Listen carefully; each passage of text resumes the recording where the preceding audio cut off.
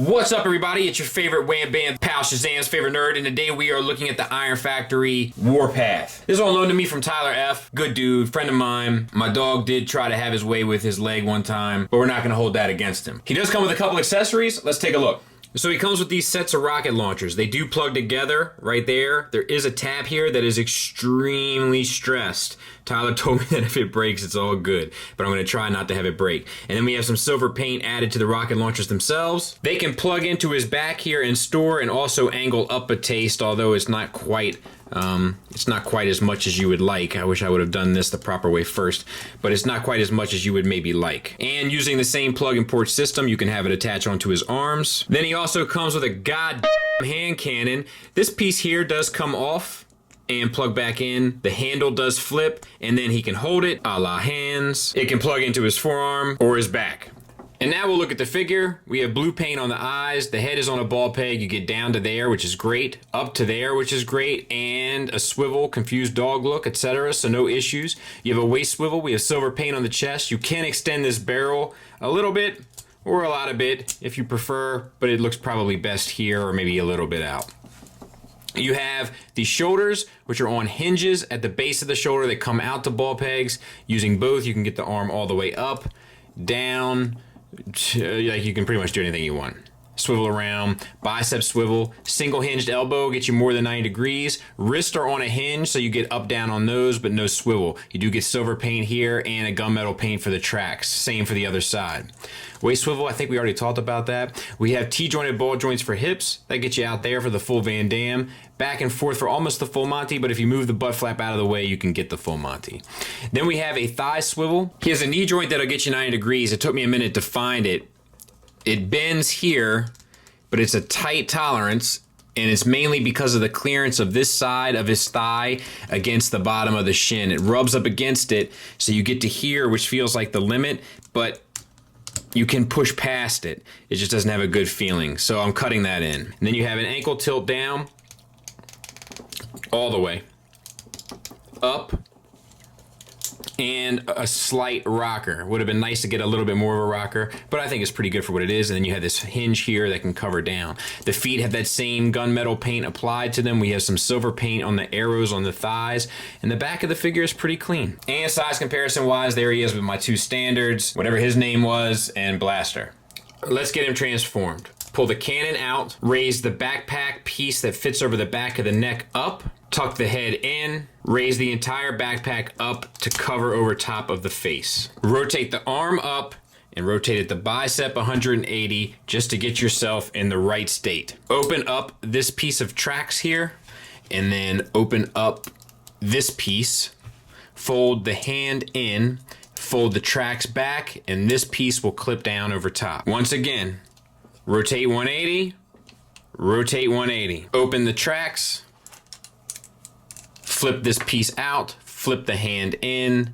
There's a little peg here, bring it all over top and close it up. This is another section where you want to keep track of your rotation. So unpeg the hip skirt, rotate the hips up, rotate around so that you can see the covered piece of the thigh, and then back around so you can see the mushroom cap in the thigh. Bend your knee down and then rotate your shin around. One more time for the slow learners like myself. Show the covering on the first piece, show the engineering on the second piece, bend the knee 90 degrees, rotate the shin 90 degrees. Bring your heel out, push your foot back against the back of the shin or calf, and then close the covering down. Heel out, foot against the calf, covering down. Now, remember how I told you this comes apart in two pieces? Go ahead and do that. Now you want to open up these side pieces. You want to open up this piece and flip the handle in. Take your hip cover and plug this tab into that port, and then plug these two tabs into those two ports. And this is probably the only reason why they gave him a firearm, so that this could cover down. And then take this piece and fold it down, and if you mess with it enough, you can get it plugged into the bottom of the butt flap, but you don't really need to in order for it to be effective. Untab your shoulders from the sides of the tank turret. Rotate the tank turret on a double hinge to the feet of Warpath. Underneath the turret, there's a slot and a tab for the other piece of the gun, and you can go ahead and tab that in. Now you have to collapse the shoulders, so at the base hinge, rotate down, and then at the shoulder hinge, rotate up on both sides. And then you want to grab this piece, and you've tabbed them back together so that they can plug in on both sides of the arms. Then you want to take this piece, rotate it down, and fold it in so that it tabs into the side of the shoulder, and you want to do that on both sides.